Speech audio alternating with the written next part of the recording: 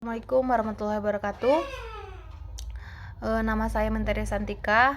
Baiklah, di sini saya akan membuat tugas satu, yaitu resume tentang konsep dasar, definisi, syarat-syarat kepribadian dan etika, prinsip-prinsip, sasaran, teori perkembangan pemimpin dan kepemimpinan dalam mata kuliah kepemimpinan dan perilaku organisasi pendidikan. Baiklah, yang pertama yaitu tentang konsep dasar kepemimpinan. Kepemimpinan adalah buah dari hubungan tiap individu dan dalam organisasi atau golongan. Kepemimpinan lahir bukan karena adanya status atau derajat seorang, karena status bisa saja menghancurkan kepemimpinan itu sendiri ataupun sebaliknya. Setiap individu dalam suatu golongan atau organisasi memiliki potensi dan kapasitas untuk memimpin dan bisa menunjukkan perilaku kepemimpinan. Jika individu menjadi pemimpin dalam suatu waktu, bukan berarti pada waktu yang akan datang juga akan memimpin. Itu juga berlaku dengan jenis kepemimpinan lain yang memiliki waktu temporal atau sementara, berganti seiring waktu. Kepemimpinan bisa dinilai dari berapa kualitas pemimpin bisa merencanakan dan meraih tujuan tertentu, serta bisa dinilai dari kekompakan pada suatu golongan atau organisasi yang dipimpin. Yang kedua yaitu tentang definisi kepemimpinan. Kepemimpinan adalah perihal memimpin atau cara memimpin. Secara harfiah, kepemimpinan berasal dari kata pimpin yang memiliki arti mengarahkan, membina, mengatur, menuntun, menunjukkan, atau mempengaruhi. Proses di mana seseorang bisa mempengaruhi orang lain untuk meraih tujuan dan mengarahkan organisasi dengan lebih berkesinambungan.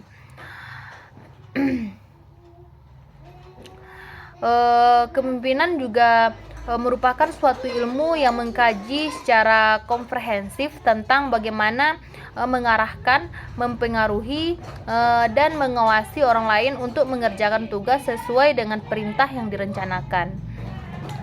Yang ketiga yaitu syarat-syarat kepemimpinan, syarat-syarat kepribadian dan etika. Etika dan kepribadian seorang pemimpin saling mempengaruhi dan berperan penting dalam kepemimpinan.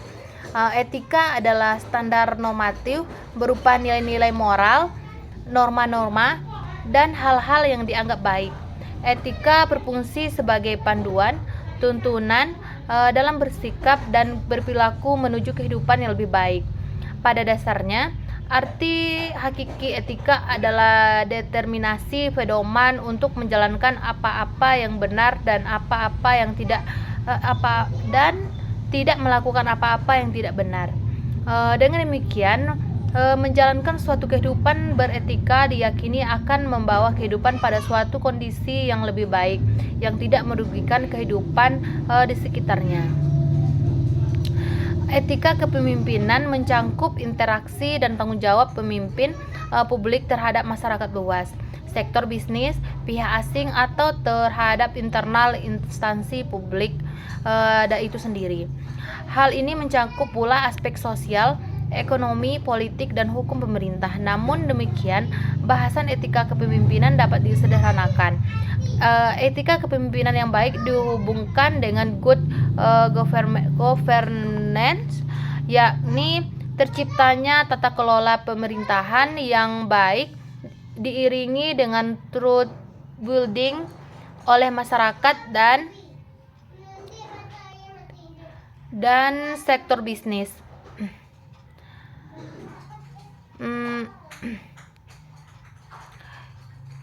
Yang keempat yaitu prinsip-prinsip, sasaran, dan pengembangan teori pemimpin dan kepemimpinan.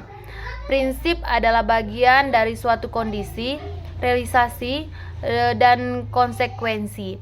Mungkin prinsip menciptakan kepercayaan dan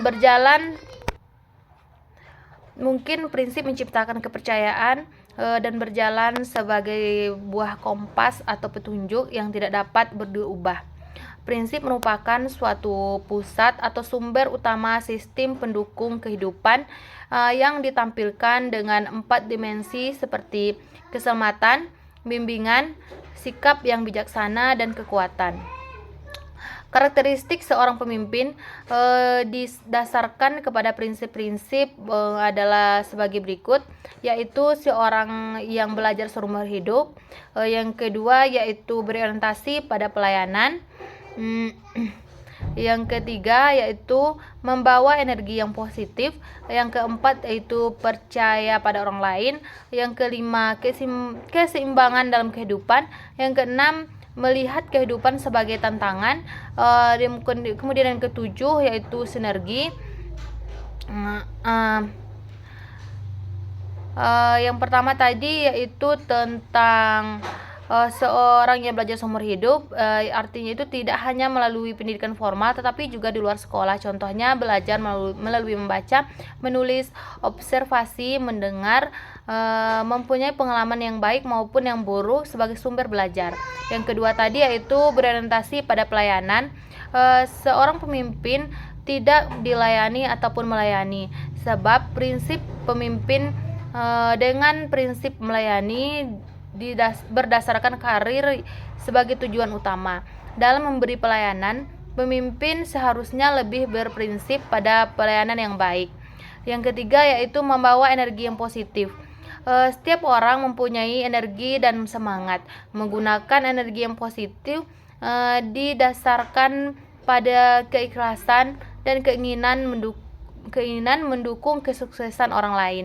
Untuk itu, dibutuhkan energi positif untuk membangun hubungan baik. Seorang pemimpin harus dapat dan mau bekerja untuk jangka waktu yang lama dan dalam kondisi yang tidak ditentukan.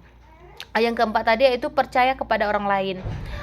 Seorang pemimpin mempercayai orang lain termasuk staf bawahannya, sehingga mereka mempunyai motivasi dan mempertahankan pekerjaan yang baik. Oleh karena itu, kepercayaan harus diikuti dengan kepedulian. Yang kelima yaitu keseimbangan dalam kehidupan. Seorang pemimpin harus dapat menyeimbangkan tugasnya, berorientasi kepada prinsip kemanusiaan dan keseimbangan diri antara kerja dan olahraga, istirahat dan rekreasi. Keseimbangan juga berarti seimbang antara kehidupan dunia dan akhirat. Yang keenam yaitu melihat kehidupan sebagai tantangan. Kata tantangan sering diinterpretasikan negatif. Dalam hal ini tantangan baik berarti kemampuan untuk menikmati hidup dan segala konsekuensinya. Sebab kehidupan adalah suatu tantangan yang dibutuhkan. Mempunyai rasa aman yang datang dalam diri sendiri. Rasa aman tergantung pada inisiatif, keterampilan, kreativitas, kemauan, keberanian, dinamisasi, dan kebebasan. Yang ketujuh yaitu sinergi. Orang yang berprinsip senantiasa hidup dalam sinergi dan suatu katalis perubahan. Mereka selalu mengatasi kelemahannya sendiri dan yang lain. Sinergi adalah kerja kelompok dan memberi keuntungan kepada belah pihak.